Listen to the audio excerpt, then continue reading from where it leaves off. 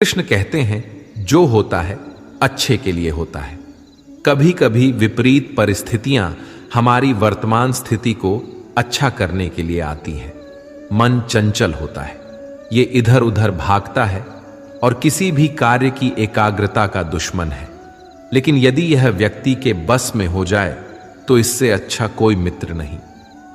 इसीलिए मन को एकाग्र करना जरूरी है और मन को एकाग्र करने के लिए बस थोड़े से प्रयास और अभ्यास की जरूरत होती है। भगवान कहते हैं, मेरे लिए ना कोई घृणित है, ना कोई मित्र, ना ही कोई प्रिय है, ना कोई निर्धन है, ना ही कोई धनी है। बस जो भक्तिभाव के साथ मुझे याद करते हैं, मैं उनका हूं और वो मेरे। श्री कृष्ण कहते हैं, वो किसी के भाग्य के निर्माता नहीं है। व्यक्ति खुद ही अपना भाग्य लिखता है। आप जैसा बीज बोएंगे आप वैसा ही फसल काटेंगे। आप जैसा कर्म करेंगे आपको वैसे ही परिणाम मिलेंगे। यदि विद्यार्थी मन लगाकर पढ़ाई करेंगे तो परीक्षा में सफल होंगे। इसीलिए हर व्यक्ति का भाग्य भी तभी बदलेगा जब वो अपना कर्म करेगा। धर्म और संदेह से परे जब भगवान आपसे प्यार करते हैं तो आप हर चीज से प्यार करते हैं। श्री कृष्ण कहते हैं, कभी खेत में किसी किसान को खेती करते देखा है? वो उसे सिंचता है। उसे जो होता है पशु पक्षियों से खेत की फसल की रक्षा करते हैं। परंतु एक बात का वो सबसे विशेष ध्यान रखता है कि कहीं खेत में खरपतवार ना उग जाए, क्योंकि एक खरपतवार खेत की सारी फसल को नष्ट कर सकती है। ठीक उसी प्रकार यदि वंश की कोई संतान खोटी निकल जाती है तो वो समूचे वंश का सर्वनाश कर देती है। इसीलिए संतान के लालन पालन में विशेष ध्यान देना आवश्यक होता है, क्योंकि संतान वो फसल होती है जो वंश के आने वाले समय को महान बना सकती है या फिर वंश का पतन कर सकती है। श्री कृष्ण कहते हैं, व्यक्ति को सदैव बुराई से बचकर रहना चाहिए। अगर कोई बुरा कर्म करता है तो वो कर्म आपको अपने जीवन में ही भोगना पड़ता है। जिस प्रकार बछड़ा झुंड में भी अपनी मां को ढूंढ लेता है, वैसे ही कर्म का फल आपको हजारों की भीड़ में भी ढूंढ लेगा। ईश्वर कण कण में निवास करते हैं। छोटे से छोटे जीव के हृदय में ईश्वर का वास होता है। उस जीव को कष्ट का अनुभव होना ईश्वर को कष्ट का अनुभव कराता है। अर्थात किसी जीव को कष्ट देकर आप अपने ईश्वर को खुश कैसे देख सकते हैं? जो श्री कृष्ण का दास हो जाता है वो अपने आराध्य से ऐसे दिन न दिखाने की कामना करता है। जब उसमें गुरूर आ जाए तो आपने कृष्ण का सेवक बनकर ही जीवन सफल बनाना चाहता है। जो व्यक्ति सदैव हंसता खेलता मुस्कुराता रहता हो, अगर वो अपने स्वभाव से भिन्न हो जाए, अर्थात चुप गुमसुम उदास रहने लगे, तो समझना उसके हृदय में एक दर्द है। उस दर्द ने उसे कमजोर बना दिया है।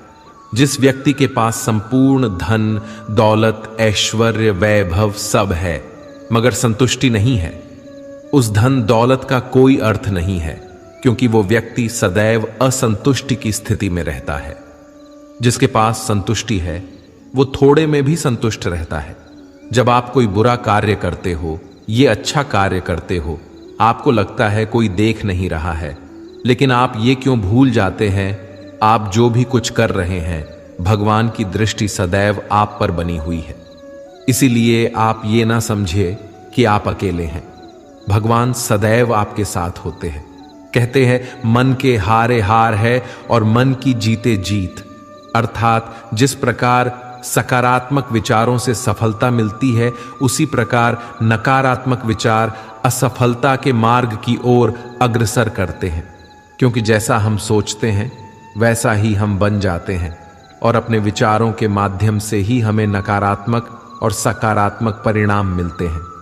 इसीलिए अपनी सोच को हमेशा सकारात्मक रखें। मनुष्य ही एक ऐसा प्राणी है जो कर्म करता है, इसलिए कर्म करना प्रत्येक व्यक्ति का धर्म भी है। धर्म करने वाला व्यक्ति ही कर्मवीर कहलाता है। इसीलिए कर्म करते रहना खाली बैठे रहने से बेहतर होता है। श्री कृष्ण कहते हैं, अगर आपको याद ही नहीं कि गुच्छे की कौन सी चाबी ताले को खोल सकती है, फिर भी आप लगातार ताले को खोलने का प्रयास करते रहते हैं। फिर भी वो ताला नहीं खुलता है। अधिकतर लोग ऐसी परिस्थिति में अपनी आशा खो बैठते हैं। उन्हें लगता है कहीं चाबी खो गई है और वो तिलमिला जाते हैं, क्रोधित हो उठते हैं। परंतु उस समय धैर्य रखें, क्योंकि गुच्छे की अंतिम चाबी ताला खोल सकती है। कुल्हाड़ी का अंतिम प्रहार वृक्षों को काट के गिरा देता है, परंतु क्या सत्य में कुल्हाड़ी का अंतिम प्रहार वृक्षों को काट कर गिरा देता है? आपको आपका लक्ष्य दिला देता है? नहीं, आपका निरंतर प्रयत्न ही आपको सफलता दिलाता है। जब आपका मन निराश हो, अपने कार्य में दोगुनी उत्साह से जुड़ जाइए, क्योंकि अनावृत बहता जल ही कठोर चट्टान को काट सकता है। सफलता का मूल है परिश्रम, प्रयास और आशा। श्री कृष्ण कहते हैं, आपको पूरे धैर्य और भगवान पर विश्वास के साथ अपना जीवन निर्वाह करना चाहिए। लोग अक्सर सच कहने से बचते हैं या डरते हैं, पर सत्य कभी छुप नहीं सकता, ना ही कभी मिट सकता है। हम कितना भी छुपा लें, एक दिन सच तो उजागर हो ही जाएगा। इसलिए जो बात सच पर आधारित हो, उसे कहने या मानने से कभी नहीं डरना चाहिए। लोग अपने शरीर को सुंदर बनाने में लगे रहते हैं, पर आत्मा की सुंदरता शरीर की सुंदरता से कहीं ज्यादा महत्वपूर्ण है। शरीर तो नश्वर है, मिट्टी से बना है और मिट्टी में ही मिल जाता है, पर आत्मा अमर है। इसलिए आत्मा की सुंदरता पर ध्यान दो। आत्मा की सुंदरता स्वयं को भगवान में लीन करने में मिलती है। जो अज्ञानी व्यक्ति होता है, वो ये गलत फहमी पाल लेता है कि मैं करता हूं, सभी कार्य मेरे द्वारा किए जा रहे हैं। ऐसे में उसमें अहंकार घर कर लेता है। परंतु इस सृष्टि में जो भी हो रहा है, सब कुछ भगवान के इच्छा से हो रहा है। अज्ञानता के कारण व्यक्ति में जब अहंकार जन्म लेता है, तो उसका पतन होना निश्चित है। श्री कृष्ण कहते हैं, मनुष्य का जीवन ऋतुओं के समान होता है। आज ग्रीष्म तो कल वर्षा, परसों शीत। तनिक संकट आया तो हम संयम खो बैठते हैं, तो तनिक ऋतु बदले तो हम अधीर हो जाते हैं।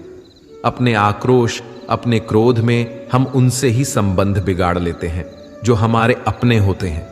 क्यों ऐसा ही होता है ना? हमें लगता है कि हमारे अपने हैं, फिर से मना लेंगे। परंतु स्मरण रखिए, सादा ऐसा करना संभव नहीं होता। सागर की उछलती लहरों को तट सहता है, और यदि तट ही टूट जाए तो बाढ़ आ जाती है।